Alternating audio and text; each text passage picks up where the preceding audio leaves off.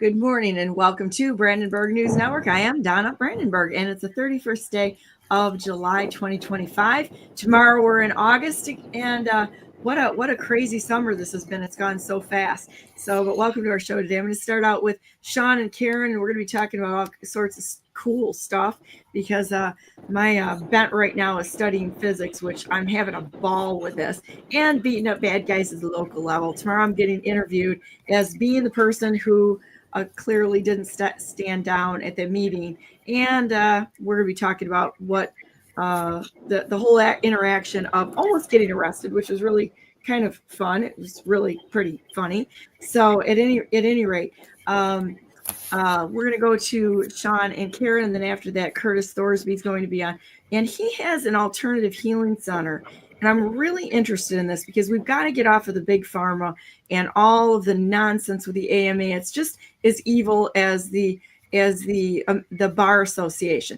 We're going to have to stop trusting these so-called experts that have taken us right down the road to hell here, and I'm sick of it. So anyhow, it's gonna be fun. So morning, guys. How you doing? Good morning. Good morning. We got Karen on the road, so there's going to be some delays here. So we're going to try to not step on each other. But Karen's headed down here to me without the maple twists, I might add. I turned around and got them. Oh, you did? Okay, I missed that part of it. I was going to be like, she teased me with them yesterday, and I'm like, I can see her like a little raccoon at home going after the show. So you guys doing good though? I'm doing fantastic.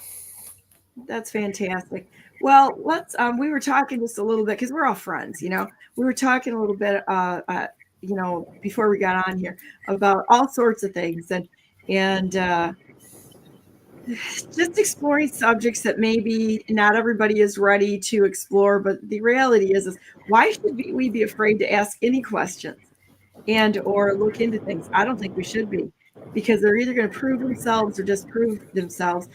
And what has been so interesting to me is what physics is really about, okay, at the core of it. There's the core of it, of most of the people that get into it, is they're trying to disprove that God exists. And every time they do it, they prove that they know nothing, and then they know less of nothing, and then they know less of nothing, and it actually ends up proving that God does exist. You start looking at the strong force and the weak force and matter and antimatter and all of that sort of thing. They can't answer anything. They can't answer gravity. They can't answer time. So to believe in any of it for them, they've got more faith than most Christians, in my opinion. And most people that actually love God. Is kind of interesting and ironic all at the same time. But we left off a discussion here like 2 minutes before we got on about the Bible, and you want to pick up where you left off, Shawn, or actually go back to the beginning so people aren't lost? Sure. So this is years ago, but I had a really good friend of mine that I've known for over 25 years now. But he was a top NASA scientist back in the late 50s, 60s, 70s, and 80s. And he had came to a conclusion that God, number one, God exists. Number two, there's a lot of forces within the sphere, okay, that they still don't understand.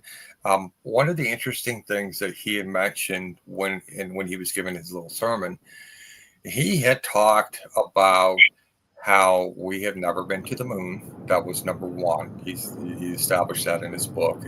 He's got documentations and all that stuff. Number two, the idea of interplanetary travel cannot exist. Number one is because there is a firmament that's actually out there, and in between that firmament and the Earth is what they call space. Okay, so when people say, well, we're going to go into outer space, well, it's the space between Earth and the firmament. And, what was interesting is he talked so much about like the physics of things.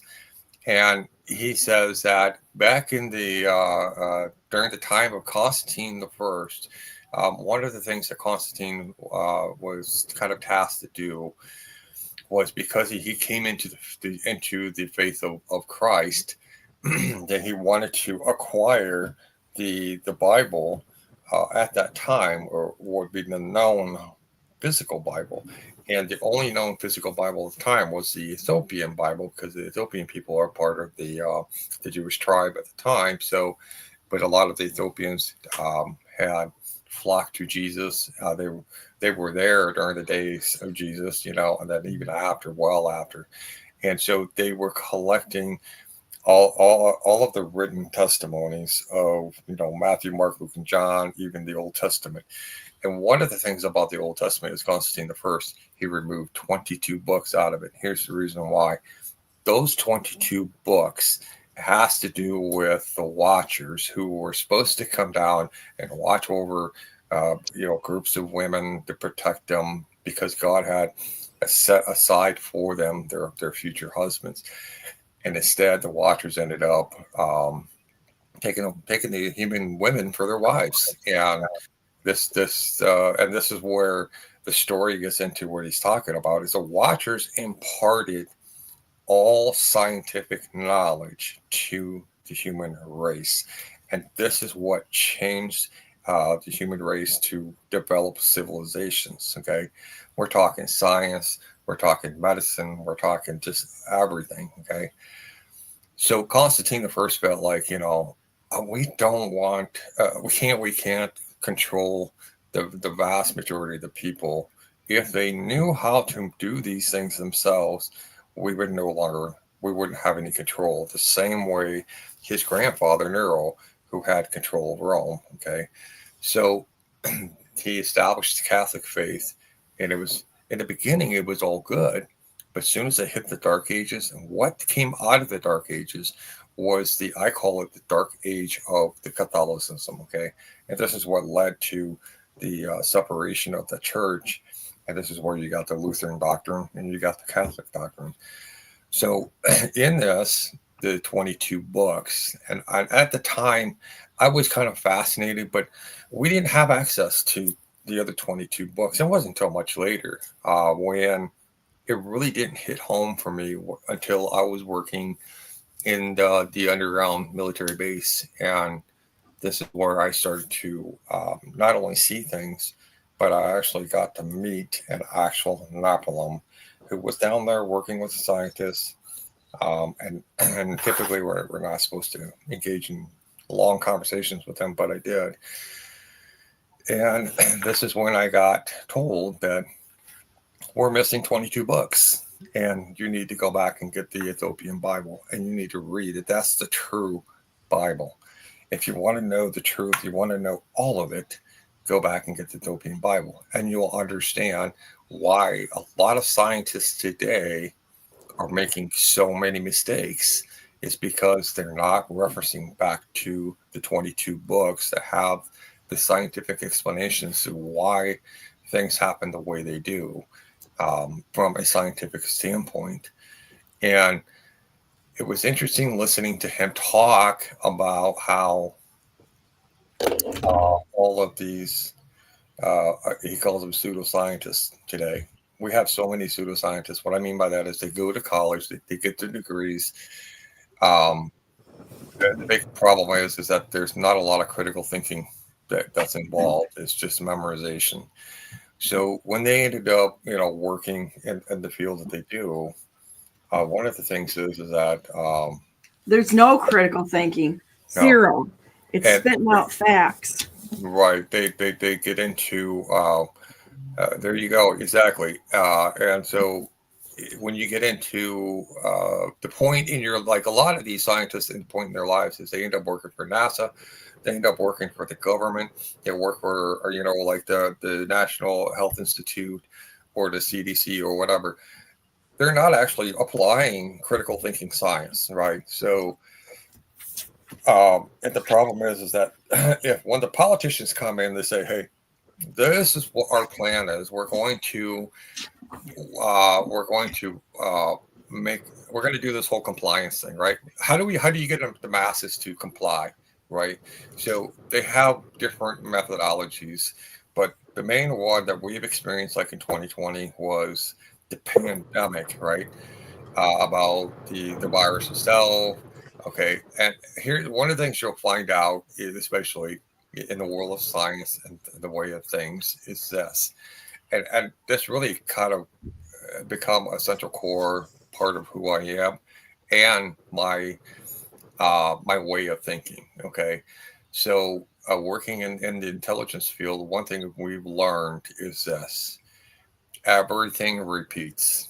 Everything, humanity has been consistently repeating the same events over and over and over and over again throughout all time. The reason being is because God has called upon and allowed it to happen so that others down the road will end up coming to Christ rather than trying to come up with something and then and then getting into the point of Babylon all over again, right? God does not want another Babylon. He doesn't want another Sodom and Gomorrah. What he wants is a personal relationship with people. And science had when science came about to humanity, it was supposed to be a gift to humanity, where humanity could take this and go, well, I'm the kind of a person who is a critical thinker. I'm the kind of person who dissects everything and tries to understand the inner workings, right, and the mysteries of God, right? Well, when you start to get into it and you start to realize, oh my gosh, there's so many sub levels of understanding that when you try to put it all together, you know that no one man or woman on this planet is capable of doing all of these things on a multi-level all at once. It's impossible. And so we get into is a lot of the political theater or the religious theaters from the past, where they have come out and say, you know what, science, they have other words for science. They use it. It's called like magic. They called it the devil's work or witchcraft or whatever. They have some kind of a label attached to it. But what it really came down to is that they don't want people to have access to this information.